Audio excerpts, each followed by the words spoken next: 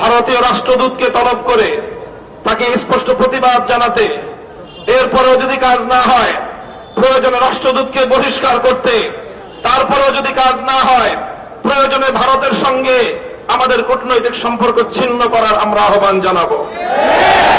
বর্তমান সরকারকে আমরা সহযোগিতা করছি, আগামী দিনেও সহযোগিতা করতে প্রস্তুত। কিন্তু ইসলামের বিরুদ্ধে, আল্লাহর নবীর ইজ্জতের বিরুদ্ধে যদি সরকার বুঝে বা না বুঝে কোনো পদক্ষেপ নেয়, আমরা সতর্ক করব।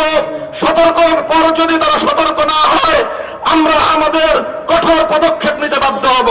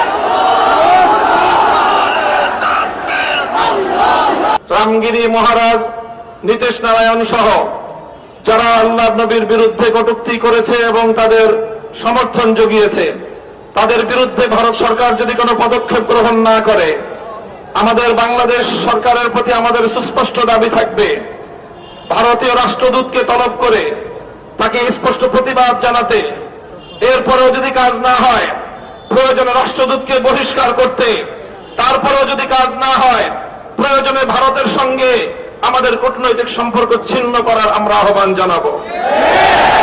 আমাদের দ্বিতীয় স্পষ্ট বক্তব্য হলো, আমাদের দেশে মাঝে মাঝে আল্লাহর নবীর বিরুদ্ধে কটূক্তিকারী কিছু মুরতাদের আবির্ভাব ঘটে। আমরা স্পষ্ট ভাষায় আমাদের অবস্থান ব্যক্ত করছি, আল্লাহর নবীর ইজ্জতের প্রশ্নে আমরা কোনো বিষয়ে ছাড় দিতে আপোষ করতে প্রস্তুত নাই।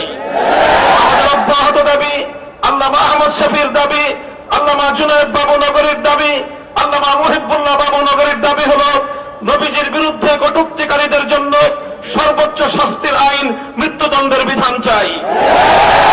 স্পষ্ট ভাষায় আমাদের মহাসচিব সাহেব যে কথা বলেছেন আমি আবারও স্মরণ করিয়ে দিতে চাই। বর্তমান সরকারকে আমরা সহযোগিতা করছি, আগামী দিনেও সহযোগিতা করতে প্রস্তুত। কিন্তু ইসলামের বিরুদ্ধে, আল্লাহর নবীর ইজ্জতের বিরুদ্ধে যদি সরকার বুঝে বা না বুঝে কোনো পদক্ষেপ নেয়, আমরা সতর্ক করব। সতর্কের পর যদি তারা সতর্ক না হয়, আমরা আমাদের কঠোর পদক্ষেপ নিতে বাধ্য হব। আল্লাহর নবীর হাদিসকে অস্বীকার করা, এটা নবীজিকে অবমাননার নামান্তর।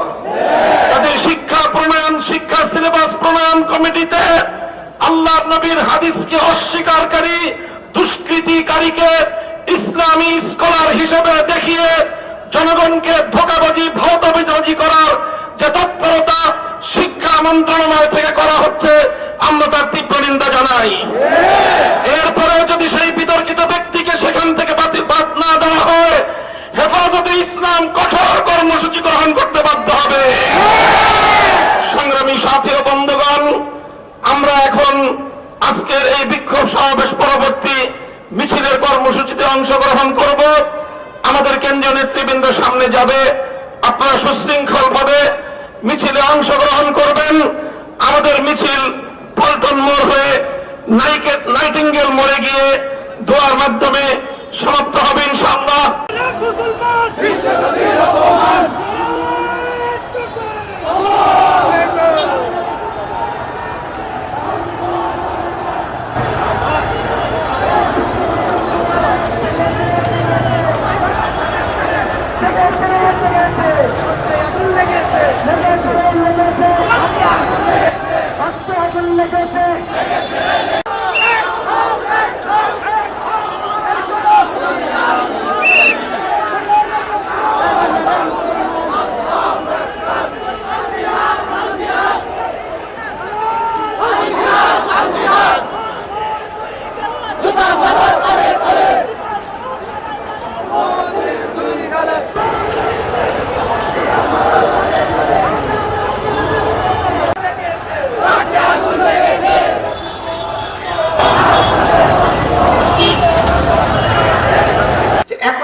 পরিচ্ছন্ন হাতের কিছু মানুষ এই দেশে জীবিত আছে এবং বাকিদেরকে পরিচ্ছন্ন হতে হবে।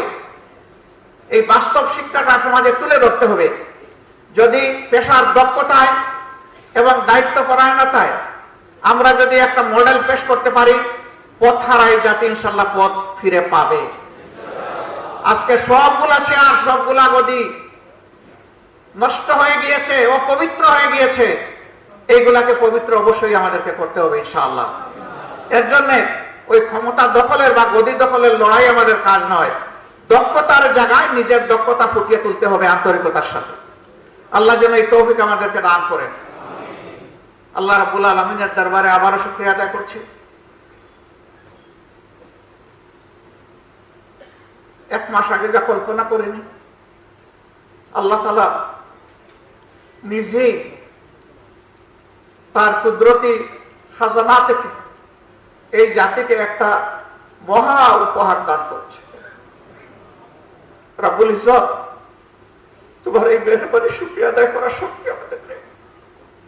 তারপরে তোমার শেখানো ভাষায় বলবো আলহামদুলিল্লাহ রাব্বিল আলামিন। এ আল্লাহ, তোমাকে ভয় করে চলার তৌফিক আমাদেরকে দান করো। প্রিয় দেশ এবং জাতিকে ভালোবাসার শক্তি আমাদেরকে দান করো।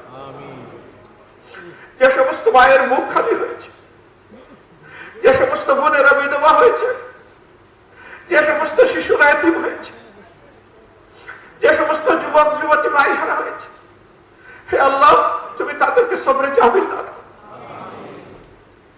এই প্রত্যেকটা পরিবারের প্রতি তুমি পুষি দাও। এখন যাদের উপরে রাষ্ট্র পরিচালনার দায়িত্ব আছে, তারা যেন কখনো এই জাতির আশা আকাঙ্ক্ষার বাইরে চলে না যায়, তাদেরকে সেই শক্তি দান করো। তাদের কারণে যেন আবার নতুন করে এই জাতির ক্ষতি না হয়, তাদেরকে তুমি হেফাজত করো। সকল ছেলে